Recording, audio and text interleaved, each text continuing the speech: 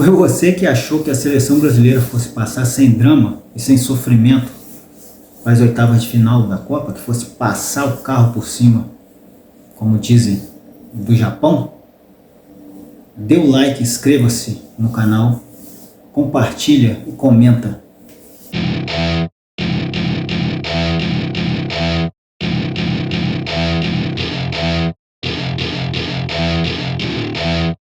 Foi uma seleção totalmente diferente da que terminou a primeira fase da Copa do Mundo.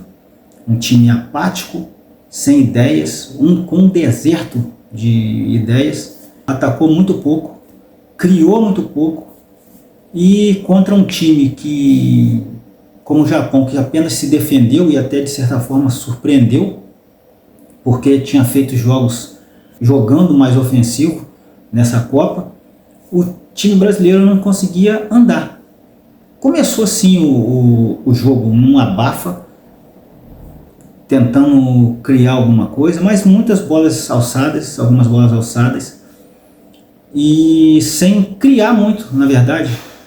A diferença do jogo final da fase de grupos para esse foi gritante, parecia um outro time, apesar de ser o mesmo time. Não conseguia criar, não conseguia chutar. O Vinícius Júnior muito encaixotado entre a marcação, não conseguia sair dessa marcação. O meio de campo da seleção brasileira com pouca ou quase nenhuma criatividade. O Casemiro mais uma vez muito abaixo do que ele pode jogar. Paquetá também muito abaixo. O Bruno Guimarães, ele é o melhor jogador do meio de campo da seleção brasileira nessa Copa, e é o que tentava alguma coisa. O Casemiro tomou um cartão por uma entrada por trás, um carrinho por trás, e aí no lance do gol, no passe errado do Danilo no meio, que aí entrou em ação a arma que o Japão já tinha usado nessa Copa, que é um contra-ataque rápido, uma jogada muito vertical, em que eles pegam a bola e saem rápido, dando no máximo 2 toques na bola. O jogador carregou a bola, o Casemiro já com cartão amarelo não quis fazer a falta, houve o chute, e aí o Brasil tomou o gol. O Alisson não pôde fazer nada, e depois desse gol a seleção sentiu muito o gol, e aí começou a errar demais. Foi um time totalmente apático no primeiro tempo. Teve um início de primeiro tempo sim muito bom, mas a apatia foi demais, o deserto de ideias se apresentou e o Brasil não conseguia criar nada. O segundo tempo começou da mesma forma, a seleção brasileira jogando bem, jogando em cima, indo para aquele abafo, também não conseguia criar muito. O Ancelotti fez as substituições e o Endrick entrou bem, apesar de também não ter um grande destaque durante a partida. O Paquetá saiu, porque ele deveria realmente ter saído. O Casemiro, que deveria ter até saído, que não estava bem. Ele é um jogador também de confiança do treinador.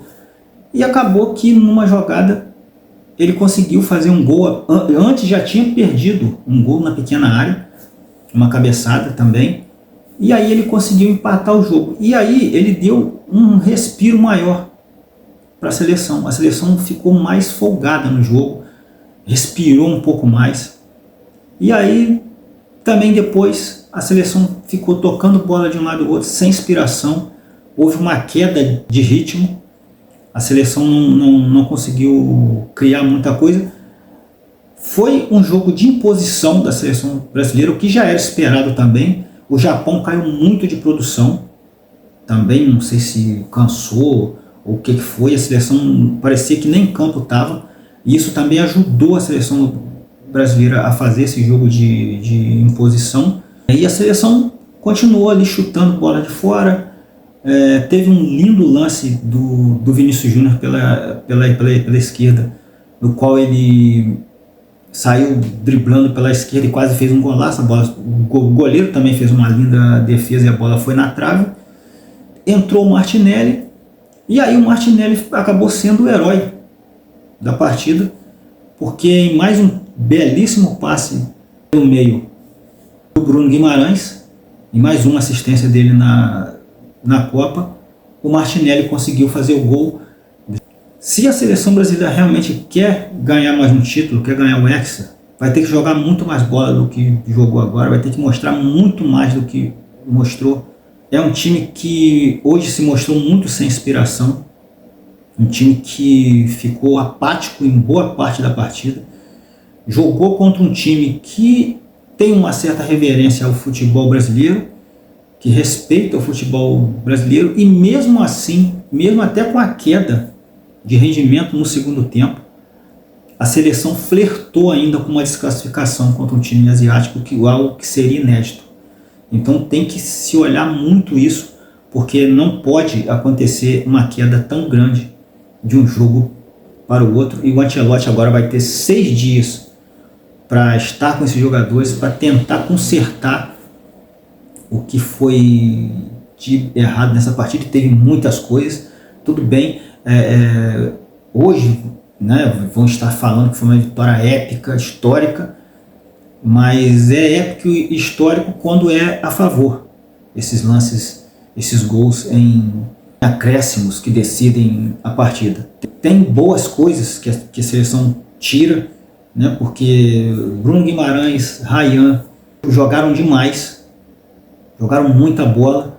O Vinícius Júnior melhorou um pouco no segundo tempo, principalmente com a entrada do Endrick, soltou ele mais ali pela esquerda, mas vai pegar agora ou Costa do Marfim ou Noruega, e não vai ser fácil como não foi dessa vez, e principalmente se a seleção jogar essa bolinha que jogou hoje, dificilmente vai chegar ao Hexa. A verdade é essa, é festa, todo mundo está feliz que a seleção brasileira venceu, mas o jogo tem que ser analisado como ele foi, e a seleção realmente não fez um bom jogo e flertou, mais uma vez digo, com a desclassificação sim, e tem que melhorar para o jogo das oitavas de final.